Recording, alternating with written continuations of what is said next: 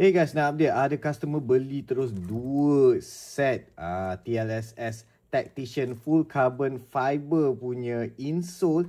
Full carbon fiber, bukan carbon fiber celup, bukan carbon fiber stiker ke apa. Ini memang real 100% carbon fiber insole.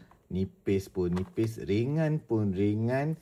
And then ada poron punya cushioning di bawah ni. Again full carbon fiber daripada bahagian heel sampailah ke toes di atas. Boleh masuk kasut apa-apa pun. Kasut, bukan kasut bola je, kasut. Entahlah kau nak pakai kasut running ke, kasut jalan ke, atau pulang lah. Asalkan kasut yang boleh masuk insole, tak ada masalah. And also material dekat atas ni, they call it the T-Nano Grip. Aku ada socks dia, tapi material sama juga pakai dekat dia punya insole ni. So apa akan terjadi kan?